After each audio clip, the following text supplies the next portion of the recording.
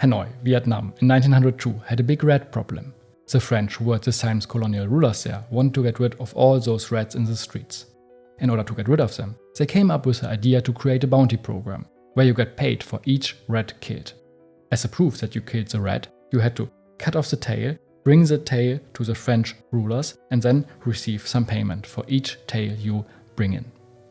In the beginning, this program worked out, and you could see in the streets visibly the rat population decreasing. But after some time, the French officers were walking down the streets and they saw many rats without tails in the streets. And not just that, they also saw that the population of rats was increasing again. So the program not only failed its initial goal, it also backfired with now a bigger population of rats in the streets than it was even before the program started. So what happened? Before we continue the story, let's look shortly at the theory of incentives to better understand the outcome of the story. An incentive, which can basically take any form, is a motivator that encourages individuals or groups to do a certain action or behavior.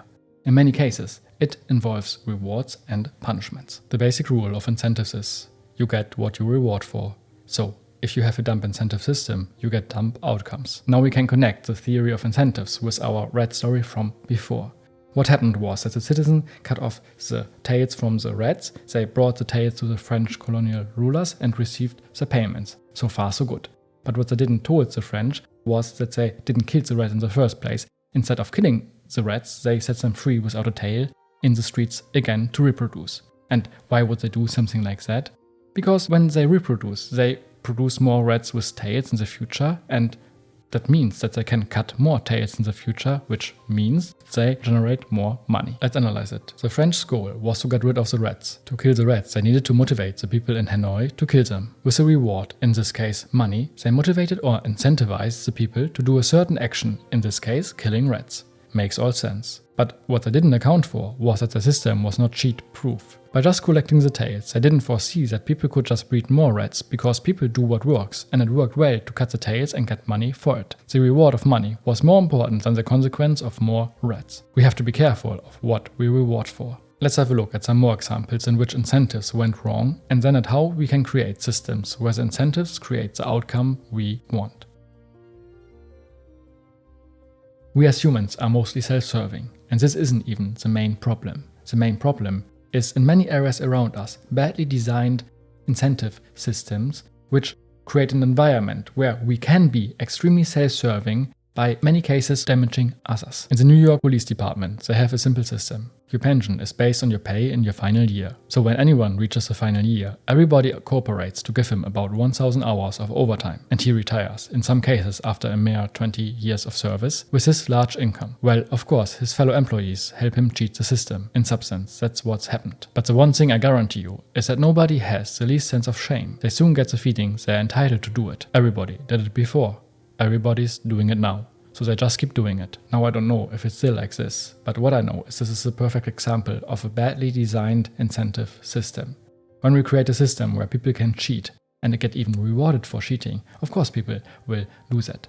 And this doesn't mean here now to only look at the police department, because this is just a random example. We can find bad incentive systems everywhere around us, in every profession, and many areas of our lives. The moral of the story: a system is perverse when good people go bad because of the way the system is structured. I don't know if you have a similar problem, but what I often experience is distraction in my work, especially when I'm working on a PC. For example, to create these YouTube videos here, I have to log into YouTube. And don't get me wrong, I like to watch YouTube videos, just not in my work time. So what often happens that I log into YouTube because I have to, and then somehow I click just on a random video. Problem is there that I get instant pleasure from it, I get entertainment or whatever I get from it, so I get immediately rewarded and I have no negative consequences. So this whole system is badly designed, because I get distracted, but I don't really have some negative consequence because I'm distracted. Of course I lose some time, but I don't feel that so much. I feel more the pleasure I get from it. So what we have to do now is to design good incentive system. How can we do that? We will look in the next chapter. Since people do what works, be sure to make the incentives right. Tie incentives to performance and to the factors that determine the result you want to achieve. Make people share both the upside and downside, and make them understand the link between their performance, their reward, and what you finally want to accomplish. Let's transfer this to our example from before. We have to reward ourselves somehow when we do the real work. And in my case, for example, it is often the work done. So that gives me by itself a good feeling when I get the work done I wanted to get done. Or it can also look like that after I get some big chunk of work done, that I have some playtime with my dog. Something like that. Never let it pay someone to behave in a way you don't want.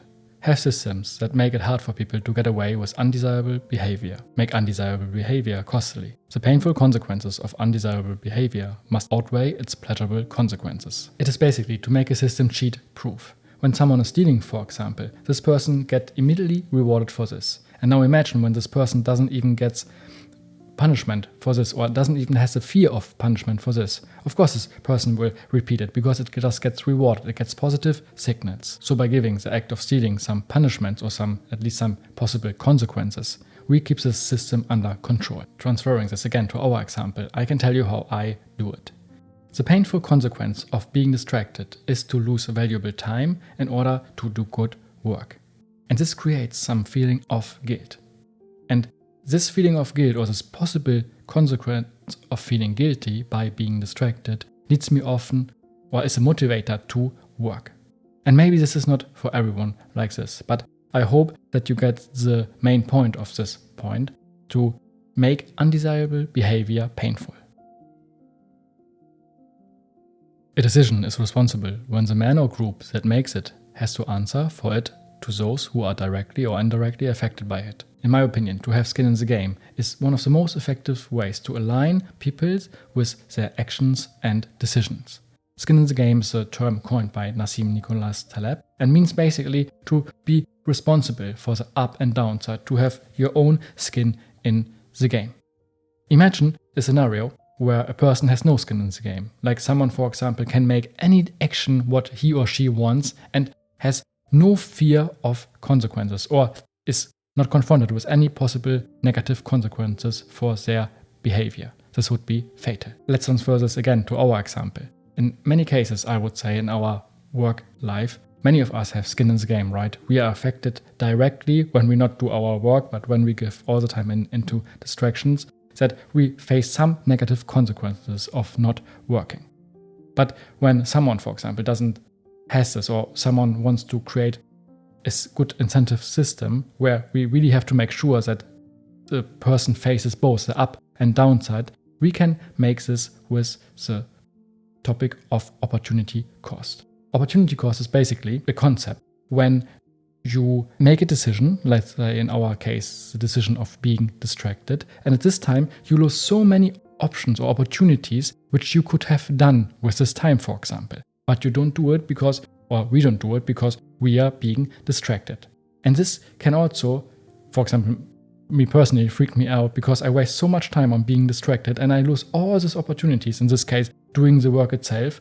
But the second order, third order, and nth order consequences could be that when we now don't do the work, but now we are being distracted, let's say we are 30 minutes distracted, we don't work for 30 minutes, that would have ripple effects all through the, let's say, fourth order consequences, where we have to spend less time with our children, with our partner, with our dog, or we lose so many opportunities just because we waste time in being distracted in the present moment.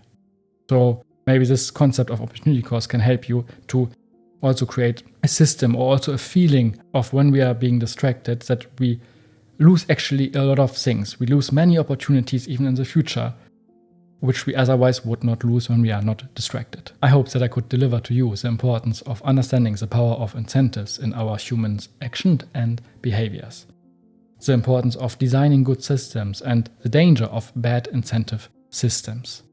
Now, when you want to see more mental models like this, consider this playlist.